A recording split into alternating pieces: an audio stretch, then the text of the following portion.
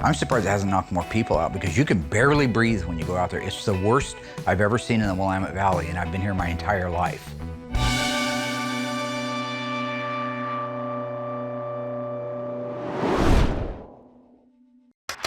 They're coming to get you, Barbara.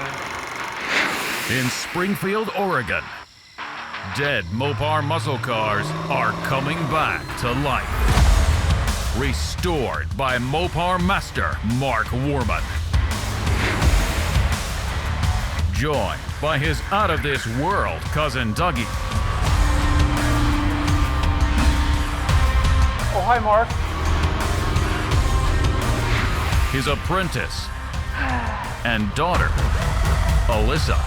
Whoa, whoa, stop. And his childhood best friend, Royal. Mark hates everybody.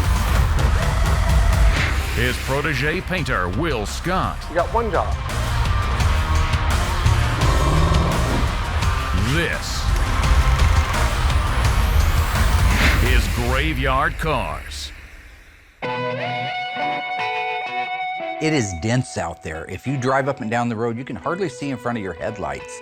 That means it's hard on your breathing as well. So the fact that we normally wear masks inside, we're wearing them outside too. It's not just made up stuff for TV.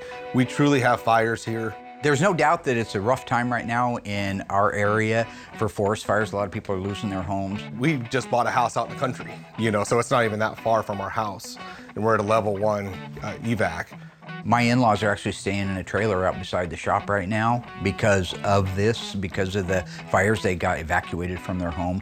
And my aunt and uncle Doug's dad, they also got evacuated from their home. So we're all praying that it works out and nobody loses their homes.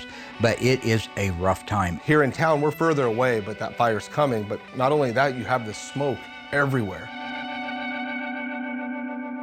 So if you guys recall, last time we looked at Goldberg's 1970 Cuda, the 446-barrel 4-speed shaker hood car, double black interior, black car. Now in that, we found that the engine and transmission don't match. I'm waiting for Allysa to get together with me to kind of set up how she's gonna call Bill and let him know. I know she's dodging me right now, I get it. I call her up and she's always doing something. I said, why don't you come down right now and we'll just go over it and you can call Bill. Yeah, I will, I'm busy. You know that thing where you pretend like somebody's calling in. Oh, I gotta grab this call. You've seen that crap before, right? Give me somebody on the phone, give me somebody on waiting. I just need some help right now. I'm getting ready, I've got a phone call coming in. Yeah, hang on a second.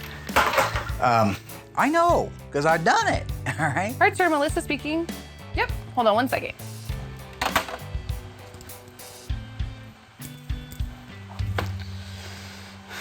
But the bottom line is, sooner or later, she's got to call Big Bill and let him know. This week, we're going over the fender tag. Fender tags, data plates, are oftentimes very time-consuming if you don't know what you're looking at and there's an explanation involved. So I'm gonna let you know right now that you may watch half an hour of this show and say, why are we looking at these numbers? These numbers are important. These numbers tell you how the car started life. They support the inspection that we did on the car. They go hand in hand. It's a birth certificate, or in this particular case, it's an autopsy report. This car was built in Los Angeles, California, so there is no broadcast sheet for it. Although a few, I guess, do exist out there. For the most part, they don't. So we're gonna decode this car based on the Fender tag. fender tag, that's right. That's good. This is gonna tell us everything we need to know, right? So on a data plate, or fender tag, if you will, is what we call it most of the time.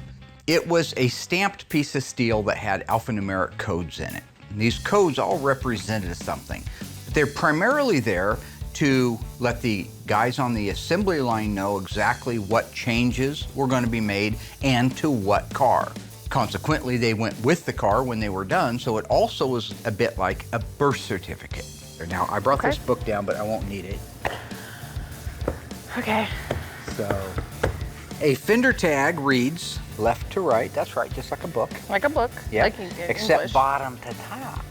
Weird choice that they went with that. Yeah, they did. And so in your left-hand lower corner, what is the very first series of numbers that you see? E87. That represents a 440 engine with 3 two-barrel Holley carburetors that produces 390 horsepower. So this is a 446-barrel car. If it was a Dodge, they'd call it a 446 pack. Same engine, same code. So they're just pack or barrel. Right. Okay, I've heard that. Okay, So a Dodge I thought it was has gonna be a more six-pack or a six-barrel? A Dodge. Pack. Right. And if it's a Plymouth? Barrel. Very good. All right. We'll keep moving on. Learned that back in season 3. All right, the very next one to your right on that line is... Yeah. D21. Now, that stands for 4-speed manual shifted transmission. In this case, since the car is a 440, whether it has a 6-barrel on it or a 4-barrel on it, if it's got a 440 or a hemispherical engine, it gets the Hemi 4-speed, the big 18-spline heavy-duty 4-speed. If it had a regular 23-spline, it would still be a D21 code. I'm just telling you for your own knowledge, because you'll remember it really well. Yeah. It's Yeah. Great memory I have. If you're just for the first time picking up a book and decoding one of these, you can be there a while. The sales code in 1971 might represent a different sales code than it would in 1970 or in 1969. So you can't take anything for granted. It's a process of identifying the car, what makes sense on the car, what the car should have on it, and is all of that represented clearly on the fender tag. BS23. That's the model of the car. That's also the first 4 digits of the vehicle identification number. They want to tie this tag to the car. So you got to have that vehicle identification number that's up in the windshield, match that tag. The vehicle identification number on these Chrysler muscle cars is very informative, especially if you're out in the field and you see a car just sitting there. You can walk up to the VIN and tell exactly what make it is, what model, what price class, what year, where it was built, and what engine. The first letter B stands for the Barracuda lineup. The S means special price class. It just meant it was the performance version. So in this case, it's a Cuda. If it was a Barracuda, it would be a BH, Barracuda H, high price class, premium class, or in this particular case, a Cuda. The 23 means 2-door hardtop. Or Jordan. Or Jordan, yeah, it also means Michael Jordan, that's right. I'll remember that. 35 years before he played the game. The next series is Victor Zero Echo. The Victor represents the engine. What engine is this again? It's a 446 pack. 446. Had so much hope for you. 6-barrel. Now, I know everybody wonders, why does he get so excited about calling something the wrong name? The reason I'm a stickler is because of yuns out there. All of yuns. The keyboard commandos. And they wait for you. They wait for you. It's not a 6-pack, it's a 6-barrel. You follow the facts. Everybody wants the facts and nobody wants the facts. What about that question? The 0 is the last digit of the model year. What year is our Cuda? 70. Yep. And the E represents the assembly plant that the car was built at. Now, for the E-body cars, they were built in 2 different assembly plants and only in 2 assembly plants. Hamtramck, Michigan, which was the main assembly plant. But because there was such an increase in volume of sales orders for the E-bodies, they started building them at the Los Angeles plant as overflow. Now, as a result of this being an overflow plant, certain things were a little bit different. And I don't know, and nobody really does know exactly what the answer is, but there were no Hemi E-bodies built in Los Angeles. There were no convertible E-bodies built in Los Angeles. And for some reason, the broadcast sheets, although there are a few that exist for LA cars, for the most part, it wasn't protocol to put them in the car. It was protocol to wad them up in a little ball or roll them into a doobie and smoke them. I don't know what they did. It was LA. It was the late 60s, early 70s, right? Puff the Magic Dragon ain't about no dragon. You know what I'm saying? Show me something. You might want to cut that because, well, no, it's legal now. 129528. Okay, that's the serial number for the vehicle. It'll match the upper tie bar, it'll match the upper cowl panel, and it'll match the door. It's not really a sales code, it's the serial number for the car. I'm about to put all the sub-assemblies together for our Daytona's nose cone. So I'm going to start with the headlights, get the headlight buckets in there, and then I can actually put the doors in the actual housings. So I'm excited to see this thing basically reversed, all getting put back together, everything painted nice. When it comes to the NASCARs, the Daytona and the Superbird, there are a small group of people that forgot more about the exact correctness of these cars than I'll ever know. And frankly, even guys like Tony, you know, who is one of the most knowledgeable guys on the planet, second most knowledgeable guy on the planet. These guys and gals have dedicated an entire life to studying what happened on these cars, how they were built, what the protocol was. And then they don't just take that information, but they match that. They align that to 100 Daytonas that they've seen that have never been disassembled, so they can document it. So now in the Dodge Charger Daytona, it started life as a Charger RT. I know I've talked about this many times before. It was rolling down the assembly line as a Dodge Charger RT. It got plucked off the assembly line, sent over to Creative Industries and converted into a Daytona. That meant the hood and the fenders, which are 70s style on these cars, got plucked off of the car, and it got a 70 fender, a 70 hood. It got 70 parts on the car. Now, all of these new parts that got put on the car had to be painted. It couldn't go back to the manufacturer and be painted. So the guys at Creative Industries painted the nose after it was converted, and they painted the back window plug and deck lid because it was converted also to become a NASCAR. What that means is headlights were installed, trim, fasteners, ornamentation was installed at the time they painted the front end. Did they mask it off like you should? Did they take their time and make positive sure that everything was masked to perfection before they sprayed paint? No.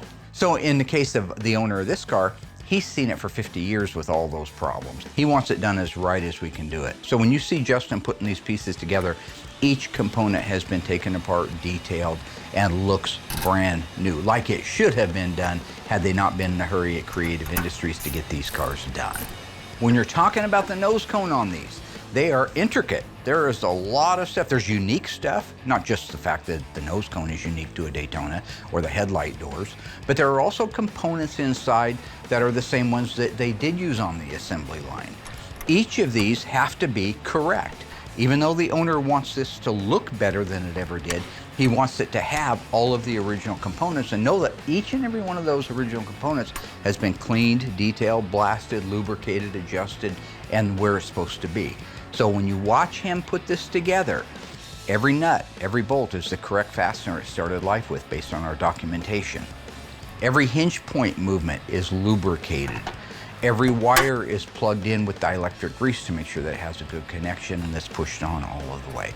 So while it takes a long time and it seems a bit tedious when you're at home watching them build out just a pair of headlight buckets, it has to be done that way, and there's no way we can gloss over it. Because in the end, our job is to look better than it ever did at the manufacturer.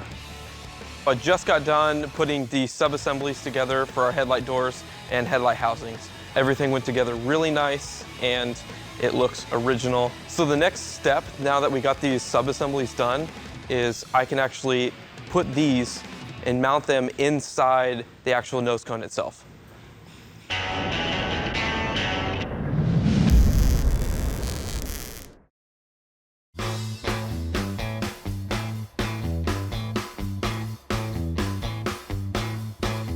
Sometime back, we brought in a 1970 Dodge Challenger RTSC. Now, this is a B5 blue car, white top, blue interior. The non-numbers matching car, originally it was a 383 car.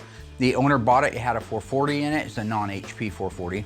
We made a deal for us to come up with a 440 HP block, which I did have, completely rebuild it to stock specs as though this car were a U-code car, when in reality it's an N-code car.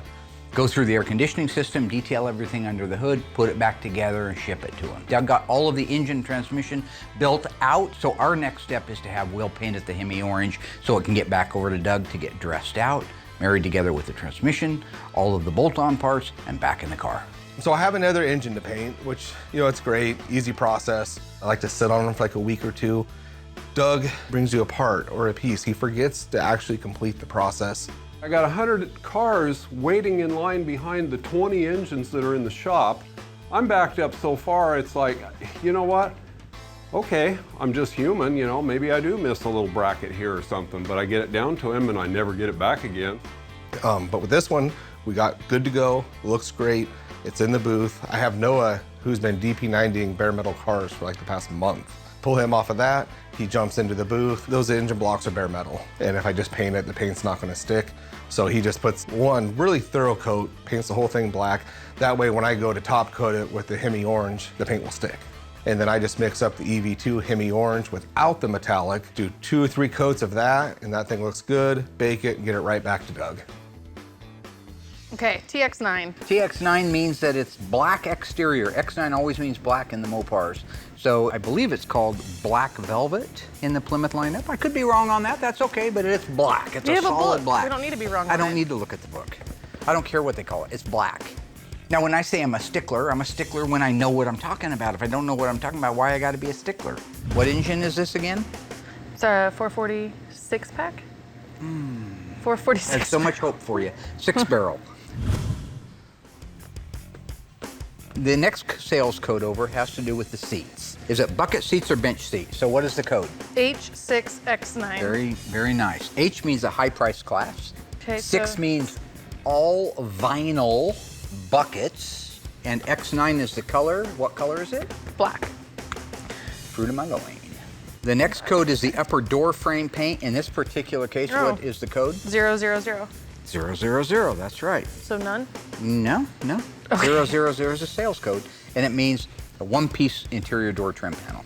The next series is when the scheduled production date of the car is 1/22. When you're talking about a scheduled production date, it gives you the month and the day. It doesn't give you the year.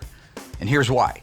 A manufacturer's production schedule, in the case of Chrysler, begins on the first day of August and ends the last week of July of whatever year the car is being worked on. So for example, our 1970 Cuda, the very first day 1970 Plymouth model cars or Dodge cars were being built was August 1st, 1969.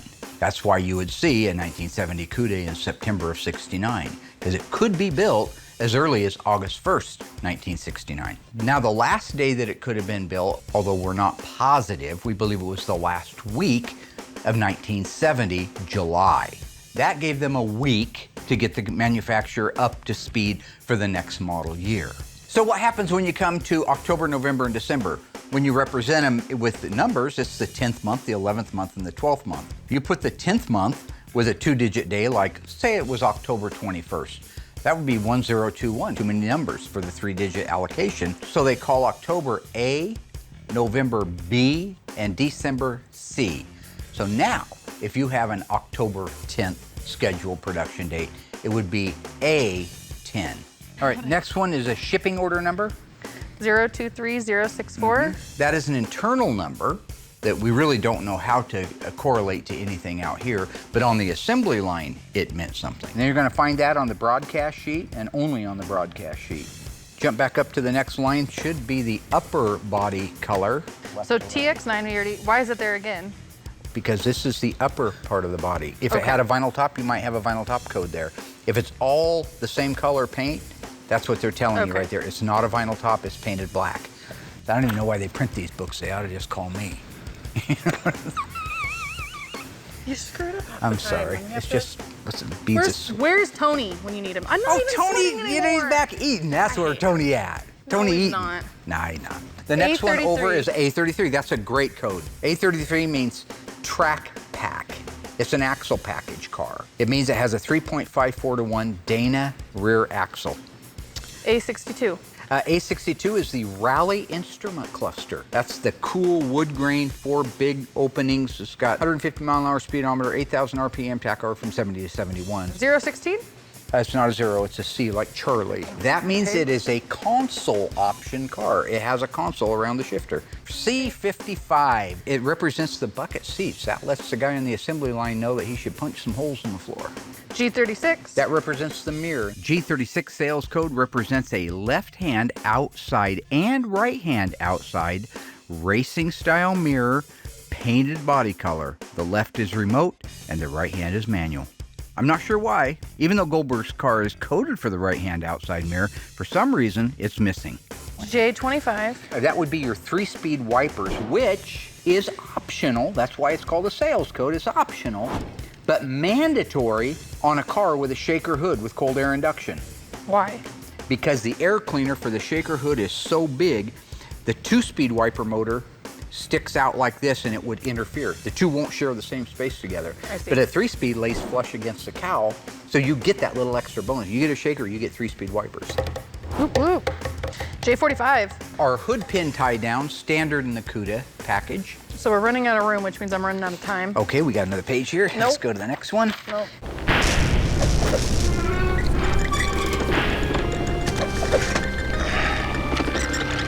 In Season 7, Episode 4, we restored this beautiful 1969 Roadrunner Hemi convertible painted in Q5. True or false? The correct name for Q5 in 1969 is bright turquoise. If you think you know the answer, stay tuned after the break. I'll let you know how you did.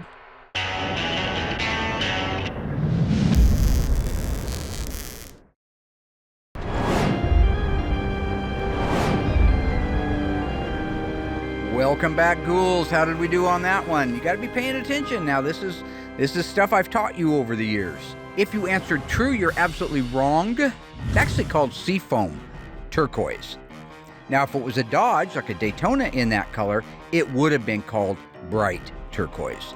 In addition to being seafoam turquoise, this car had factory painted steel wheels. And of course, they're painted the Q5. They use a dog dish hubcap and red line tires.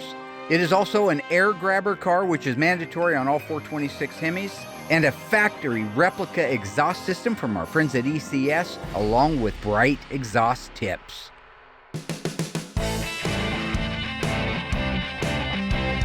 So 2 years ago, we met a really nice couple up at the Little Creek Casino car show, Jim and Laura. Now, Laura at the time, she said, when I was in high school, there was this really cool 1970 Cuda this kid had. I loved that car. It was lime green and the cam. Oh, I remember how it idled.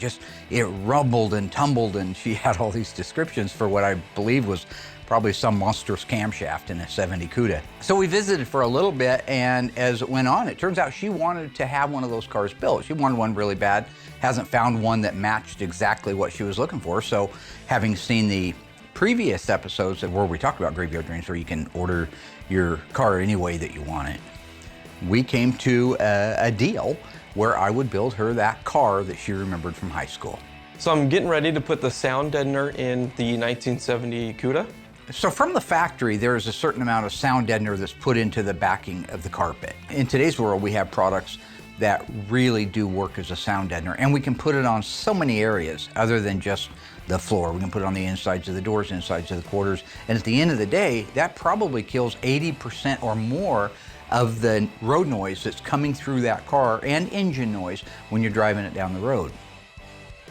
J54. J54 calls out a sport hood. This is one of the anomalies. This is an anomaly. Do you know what an anomaly is? Something weird. This is one of those strange little anomalies that I don't understand, but here's what it is. The E-bodies were built at Hamtramck, Michigan, and Los Angeles, California. Say this car was built at Hamtramck, Michigan. It would have N96 for a shaker hood, November 96 representing the cold air induction shaker hood.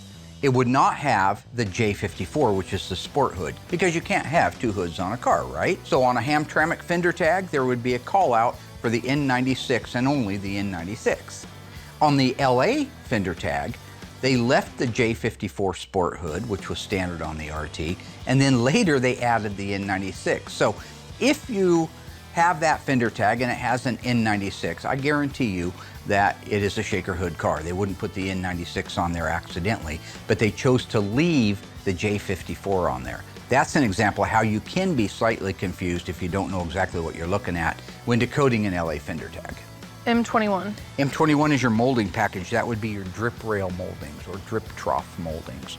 Those are stainless steel moldings that go along the upper roof gutter. M25. M25 are your rocker or sill moldings. In this case, a Cuda standard equipment, and they are a plastic fiberglass. Well, the repos are fiberglass. I imagine the original ones are a form of plastic. What's your next one? M31s went ahead with the belt moldings. We call those belt moldings. When you roll the window down, you put your arm outside because you're cruising the gut looking for chicks. Nope. Well, you did, and they were called belt moldings. M88. Those are unique to the Cuda. Well, the sales code's not, but it's the rear body moldings or taillight panel moldings. Either one works fine. N41.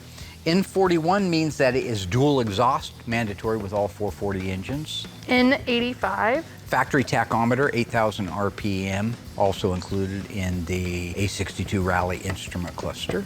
N95. N95? Yeah. Evaporative emissions. This car must have been sold in California. It has evaporative emissions. So in this particular case, it means that there's another vent on the fuel tank that's connected to a hose that runs to the front of the car. And what that fuel line does is it follows all the way along with the other fuel lines on the right-hand side underneath the car, then works its way up to the top of the inner fender on the right-hand side, where you would connect a hose from that line over to the carburetor itself. In this case, 6-barrel would be the center carburetor. The extra vapors that go through that carburetor, theoretically, go through that tube and back down into the tank. It's an early emission system. N96.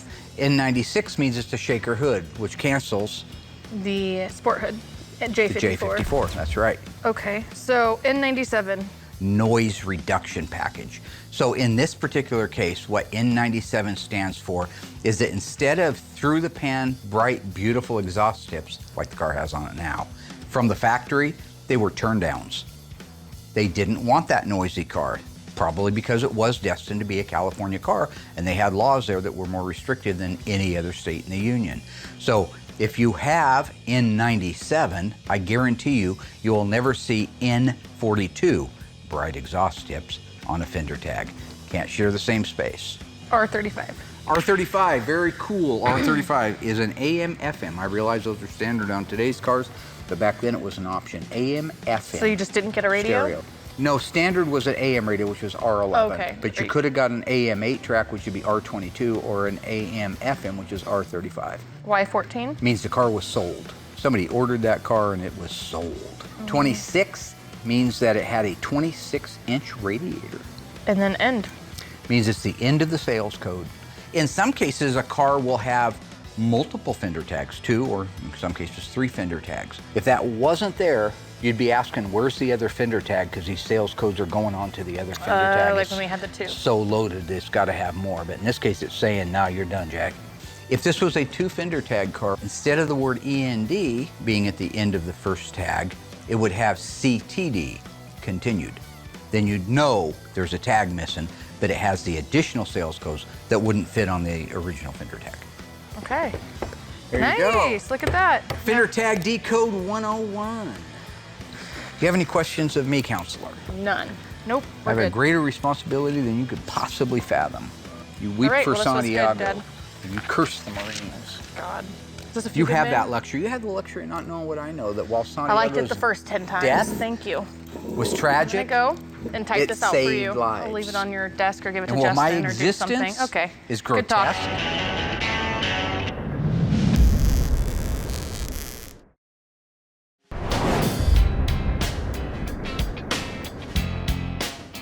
so the car Will's getting ready to paint is our 1969 Charger RTSE 444 speed. Only a handful of these cars made. It's a T5 car. It's a tan, which really is a copper. It's a beautiful car. Black top, black interior. It's an SE, so it has leather seats. This was an exceptional, really nice, quality car to start with. It wasn't rotten beyond words. The motor was broken, it had major problems, but overall, all numbers matching, original fender tag, original dash, all body numbers match. So Will is getting ready to lay the final paint out on that now. We have this gorgeous Charger. It's the first time we've ever done this dark tan color. It's called tan, but it's more of a brown metallic. Not only are we doing a final paint on the car, which is always exciting and intense and stressful, so trying to deal with a pandemic, deal with fire season, trying to still do cars, hard to breathe. I mean, these are real problems that we're dealing with right now that just make something that's already tense just pretty much over the top here at the shop for not just me, but everybody else that works here. And it's the little things you don't think about. Even having to go out there and pressure wash a car is a pain in the butt because there's no clean air. There's no clean air anywhere right now, so just the simplest tasks are magnified by 10. Mark pretty much did the whole entire pre-paint on this car on weekends. Pre-paint, it looked okay, wasn't anything to write home about. You put the car together, his clear coat didn't look that good, but that's okay, he's getting older. Get the car put together, get it in the booth, it's all blocked down, masked up. Couple little issues we had to address that Mark had missed, but that's why we're a team. I was able to pick up the slack.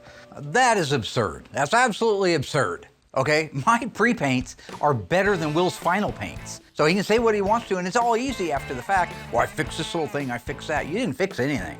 You didn't fix anything. If that car comes out nice, it's because I prepainted it. Not because you, Mr. Second Day Armchair Quarterback, came in and saved the day, because you don't do that, all right? You know, it's one of the last pre-paints that we're doing, because we're just going right to final paint now and just spending a little more attention to detail, spend a little more time on them. But the car's in the booth, and it just looks the part. Now, one thing on this car is this is a T5 car. There are actually 3 shades of the tan. There is T3, T5, and T7. And it starts in the basement with T3 being the lightest shade of a given color, and then the T5 would be the medium shade, even though they call it dark tan. And then the T7 would be the very darkest of the shades. It did take 3 days to paint. That was real. What is the deal with 3 days to paint? It's already been pre-painted. It's prepped, it's washed, it's cleaned, it's masked. 3 days? 3 days to seal it, to base coat it, and to clear coat it? Why not build an advent calendar like you're building up for Christmas?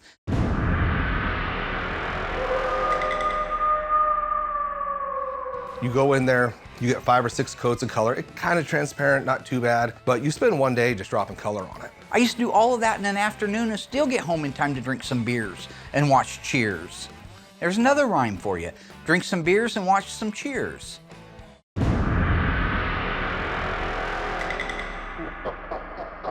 I just wanted to let it sit, no rush. Had Mark come in the next day just to do like a once over on it. Found a couple things he didn't like, which is great to have a second set of eyes on it.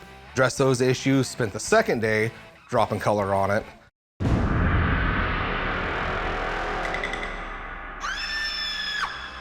Finally came in that third day, walked around the car, everything just looked perfect. Clear coated it. We used a PPG DCU 2021, which is a polyurethane clear. It's a very thick clear, lays down good, cut and buffs great, holds a great shine, great product from start to finish. The car is amazing. It's one of the better cars that we've done here. So I'm super excited to get this thing buffed, get it over to assembly, get that black top on with the black stripe, and get it out of here. So when I started the shop here on Catherine Street, when you guys remember it was a big vacant building, we kind of built it out to where we wanted it. I had the opportunity to go from just having an air compressor, which is what we've normally done in the past, to an air system. And that's what we put in, was a complete air system. And I've loved it because it's been infallible. It's been flawless. It has a dehydrator, so it takes all the moisture out of the airlines. And it's been just an old workhorse up until we got one of the compressors went down and wouldn't start. If you would look around outside, you thought it was an eclipse. I mean, it was dark, it was brown, you couldn't see anything. So you know how hard that is on our lungs. Now you're a compressor trying to get fresh air in. That's what kicked the code. That's what caused it not to work. And then we spring this weird leak in the system, this high-pitched squeal. And this pitch, this high pitch, it drives you bananas. If you're walking through the shop, if you're walking north, it sounds like it's on the right-hand side. If you're walking south, it sounds like it's on the left-hand side. It telegraphs all over the place. I can't tell where it's coming from. Now, Kaiser doesn't have anything to do with the airlines, they just make the compressors. And they took it upon themselves, because they have the sonic equipment, to look for it and help us find it. They have a sonic gun, this little sonic gun. It goes around the shop, and they just point it at the line, and they chase it all the way down the line. And if it picks something up, ever so slight, it'll point you over there in that direction. Then you can go over there with some soap and water and look for the leak. So it took them maybe 45 minutes to finally come up with the culprit, which was a saddle gasket at one of our unions in our airline over on the west side of the building.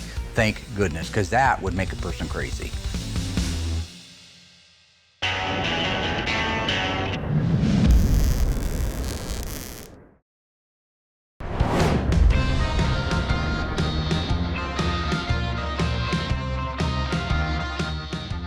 We have a 1970 GTX 446 barrel car. It's a really neat car. It's EF8 green. It's an automatic air grabber car. It was here just to have the body and paint work done. The owner is going to take it home with the body and paint done and finish assembling the car. So after assessing all the damage to the inner structure, I know that to be able to make a pull, I've got to get that quarter panel and some other pieces out of the way. So I'm cutting George loose to get going on the dissection of all the metal that's going to be replaced. Good job, Georgie. Thank you. It is completely free? Yes. Okay. I got a card over there. Let's set it on that. Look at that. Oh, that ain't pretty. Oh my. You work on this car back in the 70s? No, wasn't thought of it by then. What year were you born? 84. Very lucky. All right, let's put this quarter panel on. So where we're at on our GTX, the quarter panel has been dissected off of the car. Now we've saved that panel because there may be pieces on it we need to use for a future car. Don't throw anything away unless it's complete garbage. You'll see that the trunk floor extension area has been dissected apart from the floor itself. The rear body panel dissected off of the quarter panel. The inner wheelhouse is ready to have the outer wheelhouse married onto it. So all of this area that you see right here has been prepped out and ready to make the pulls. In fact, you even see that we have the pull mechanism set up into place. So this is like an onion. Once you pull that first layer off, you can see what's underneath it. The quarter inner structure, this is where the window regulator bolts on. It was damaged in this previous accident. I wanted it off of there so we could do a proper repair, number one, to the panel, and number two, make the correct pull without having to worry about damaging that. The quarter reinforcement area where the window regulators bolt in, that has been surgically removed. We have to do work to it to be able to reinstall it back in there. But right now, what you're seeing is an area that's ready to make pulls. Now, if you look carefully at the pulling area, this is all stoved in. This area is damaged considerably, so we have welded a 1/4 inch plate onto there. So at this point, we are ready to begin making our very first pull. We're just gonna start putting some pressure on that, and you watch that tower come back. See that tower coming back right there? Now you see it starting to tighten up. That's a real weak area, so I don't expect a ton of pulling out of there.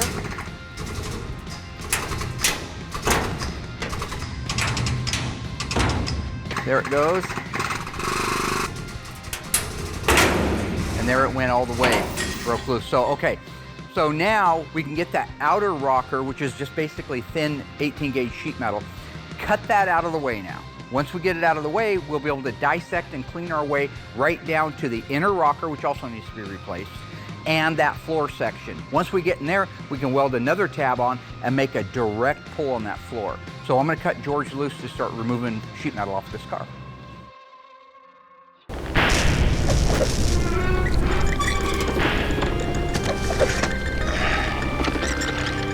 Back in season 7, episode 4 of Graveyard Cars, we did a beautiful restoration on this 1969 Roadrunner convertible factory 426 Hemi in Q5 Seafoam Turquoise. Was the transmission behind that engine a 4-speed manual transmission, 3-speed manual, or automatic transmission? If you think you know the answer, stay tuned after the break. I'll let you know how you did.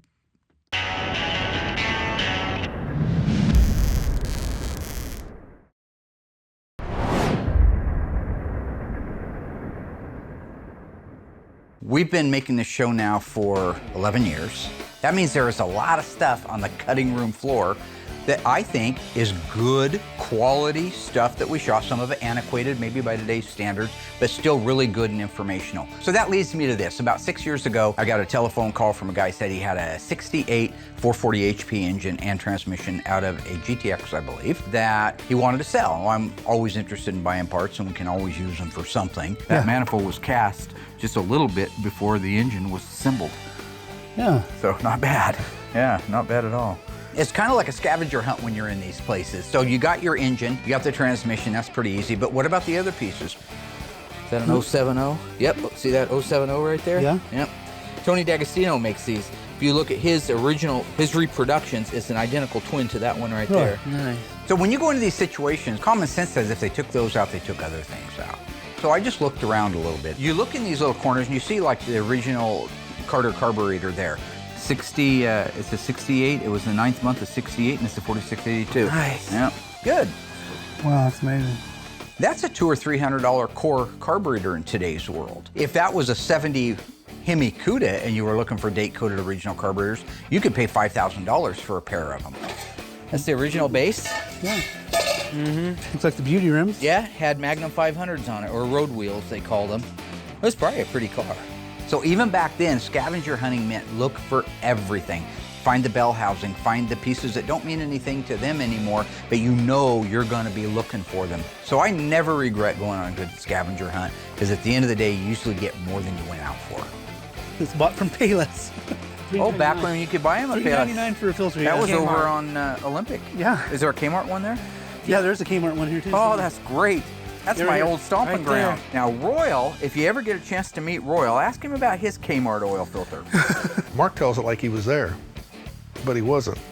How could I tell a story over and over again for 35 years that never happened? That would make me crazy. And last time I checked, I'm not crazy. He walked all the way from 7th and E&F, all the way over to Olympic Street to Kmart, got the filter, walked all the way back, went to back the car out, set the filter on the ground, and ran over it. Trying to get lined up, I backed up and I felt I ran over something, so I looked out and saw it was my oil filter that I spent my last $1.99 on. You know, I was 16. Wow, $1.99 was a lot of money back then. I could have bought several big gulps. He wanted to punish himself. Yeah. We've all wanted to do that. Sometimes we'll just cuss ourselves out. Not Royal. He went the extra step. No, Royal went the extra step to go up to the garage. Oh no. And he found the corner, he looked at it, and he goes, yeah, that's a good, Oh God. that's gonna do it. Bye-bye. He even did a couple of trial shots at it, like this. And right about time before I said, sweet Royal, don't, boom. And to this day, that whole thing dips down. He has no, but that made him feel okay about running over his filter. Now I can pull my finger out of socket. So I went in and told my mom, I said, I think I broke my finger. She said, watch your mouth, and then saw what I was talking about, so she took me to the hospital. The best part for me was the 40 cc's of Demerol they gave me. I didn't care about the finger. I either witnessed that with my own two eyes, or I am absolutely 100% insane. So you guys be the judge. Do I seem insane to you? So I was able to buy the engine and the transmission and the extra little pieces that went with it, which is great because here we are, I think it's 5 or 6 years later, I've used them. I used them in a 68 GTX that I did that needed a date-coded engine. I actually used them and they made that car whole again. So that's great.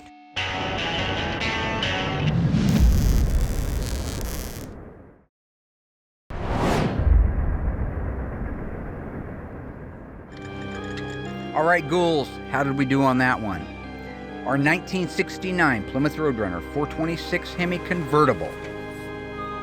What transmission was behind it? If you said a 4-speed manual, you're absolutely wrong again. Gotta hand that guy some money sitting next to you. Why ain't you watching the show? This car was an automatic transmission, D32. Now, it could have been a 4-speed, really would have made it rare, but it no way in the world could have been a 3-speed. It just wasn't available with a 426 Hemi. In addition to being a 426 Hemi automatic, it had black vinyl interior, a power black convertible top, black bucket seats with headrests, full Roadrunner badging, and power windows, P31. Well, it's certainly nice that we got our compressors up and running and we got the air leak fixed. It hasn't changed a whole lot as far as from a smoke standpoint, so I don't even know for sure if it's gonna end up kicking the alarm off again on the compressor. And that smoke is so bad, the fact that they knocked the compressor out, I've been here my entire life, and it's the worst it's ever been. So hopefully that clears up, we get some rain, put the fires out, and we can get back to life as normal as it was before that.